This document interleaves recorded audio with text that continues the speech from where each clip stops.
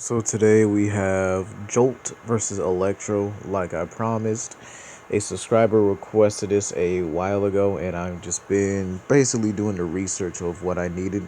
So we'll be using MCU Electro from the Amazing Spider-Man and Spider-Man No Way Home versus Jolt from the Bayverse, as if I did the comic versions of these characters, like the G2 version of Jolt versus the 616 version of Electro. Jolt would body, and they wouldn't even have Jolt doesn't even have the same powers and abilities as he does in the Bayverse. Jolt actually has a laser rod, which is meant to slice through anything on a, I think, a nanoscopic or a molecular level.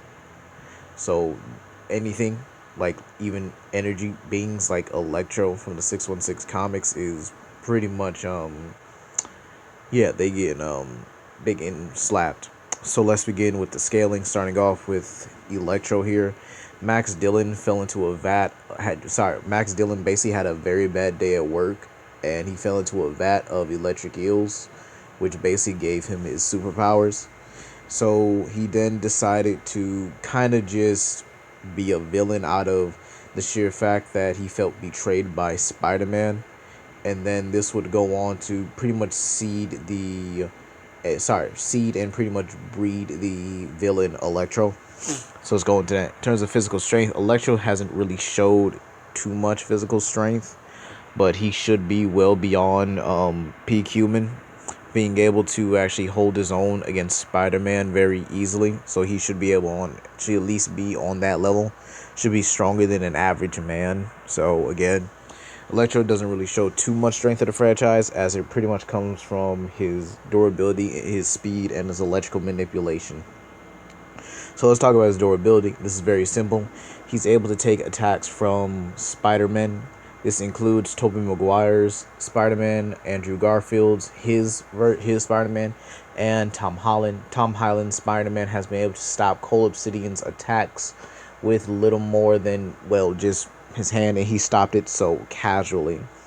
This Cole Obsidian was able to wreck a Age of Ultron level, if not slightly stronger Age of Ultron level Hulkbuster.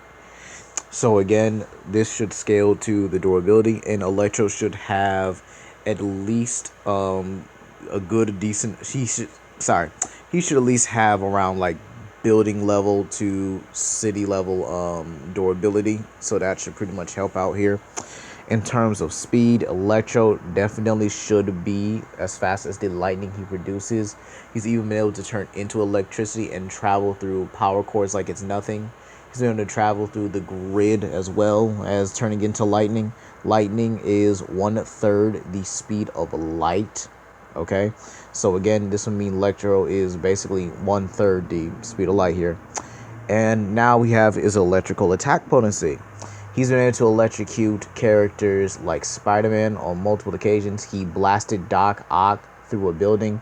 He's actually been able to destroy buildings, accidentally knock out Sandman, and then intentionally knocked out Sandman. This is the same Sandman who should be able to demolish entire cities by basically kaiju standards. He should be able to demolish the city, and he has been shown to demolish entire buildings, being able to pretty much injure Spider-Man on multiple occasions throughout the entire thing, and was only beaten due to Doc Ock simply ripping out the arc reactor from his suit.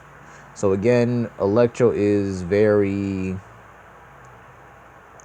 very powerful. But now we're going to Jolt. Jolt is an Autobot that made his way to Earth along with Sideswipe, the twins, and the Wreckers. He's actually one of the more powerful Autobots in the group, and is one of the few Autobots that has actually displayed a useful ability.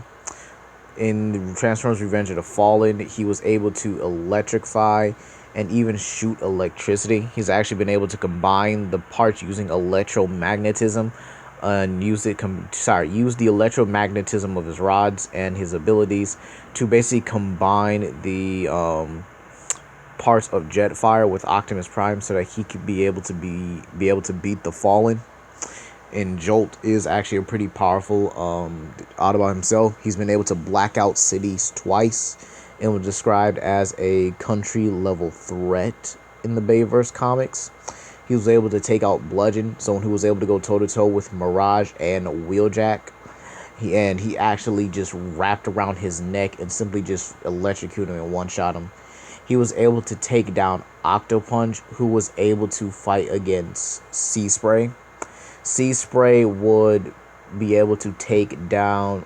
Sea Spray in the original artwork for the film was supposed to fight against Tidal Wave along with Depth Charge and Breakaway. There was actually supposed to be a scene where 3 Autobots of Depth Charge, who was basically the Transformer ship that turned into a railgun. Sea Spray, who was a boat in the franchise, was actually like an aquatic boat, if you will. Kind of under one of those military aquatic boats or whatever. But hey. And then there was Breakaway, who's pretty much the aerial bot that was supposed to be showcased, but simply never made it. Such a shame. Would have been nice to see him. So Jolt was able to basically fight against and defeat a Decepticon that was meant to, that was basically giving an Autobot that was meant to fight a railgun level Decepticon. The work, alright?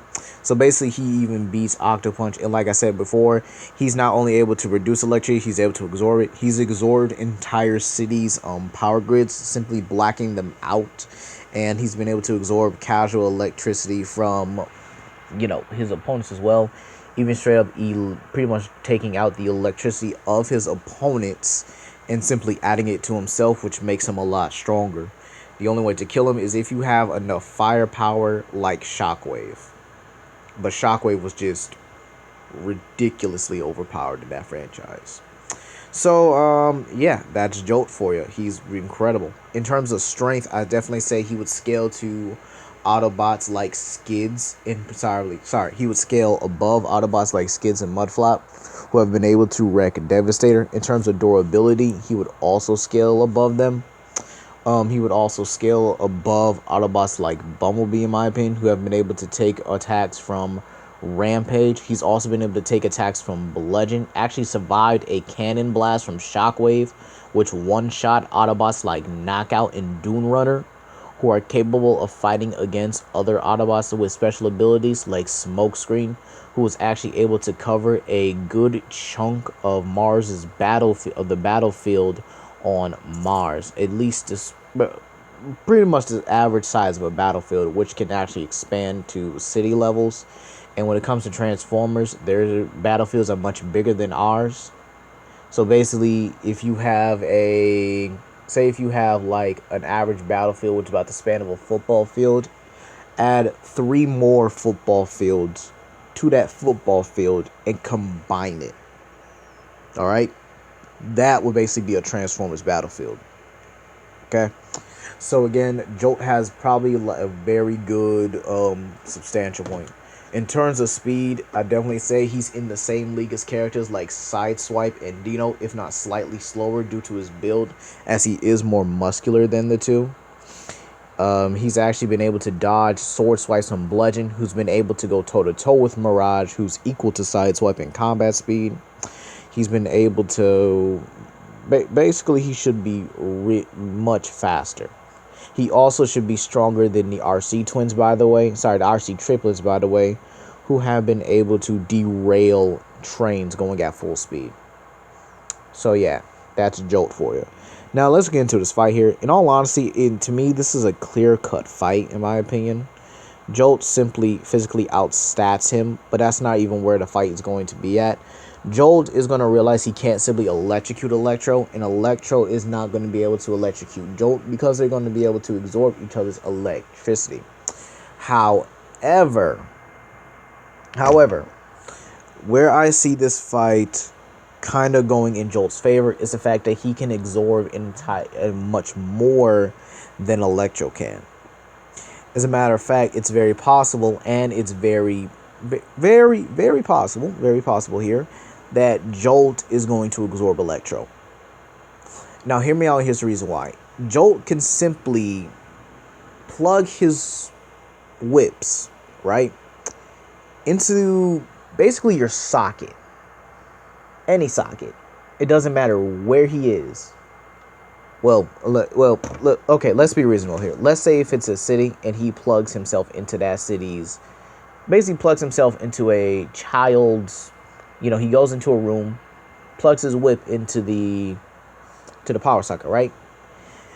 He starts draining from that power socket, right? It then drains that entire city. So let's say he goes into your house and, simply plugs into your house's power grid, right? He'll drain the city just off that alone. That's how powerful Jolt is. That's how much he can take from just being in a simple area. Dude blacks out an entire city. It's basically like how Ghidorah pretty much was pushed into a power grid, and then he literally drains the entire thing of Boston. That's basically what Jolt is doing, except probably to a much greater extent here. I know I'm saying that's probably a reach here, but you got to think about it. Ghidorah had been pushed to a power grid and drained the entire power supply of Boston, while Jolt could drain the power supply in New York City. And the best we've seen from Electro is he's been able to kind of disrupt an entire city block, and then had to go to a power grid to put all of Manhattan into a dark age. So essentially here, I do believe Jolt's going to win this, because Electro is going to get in close with his electrical blast, or if not, it's very possible that as soon as he shoots an electric blast, Jolt pretty much puts his whip in front of him, and then it begins to constantly drain Electro. And again, in some iterations of the MCU, Electro was simply just pure energy in general. So what would happen if, pure energy is striking a rod? It's going to get absorbed into it. Okay? So this means that Jolt is going to essentially drain Electro of everything he has and everything he is. This means that Jolt pretty much absorbs Electro entirely. In his entirety. That means Jolt basically eats. Is going to eat Electro and get a massive power boost. Probably not too much, considering, again, Electro probably doesn't pack a city level charge here. But again, he is able to absorb the electricity of Electro, and he's pretty much just going to drain him dry. So at the end of the day here, I'm going to have to give it to, I'm going to have to give it to Jolt 8 or 9 times out of 10.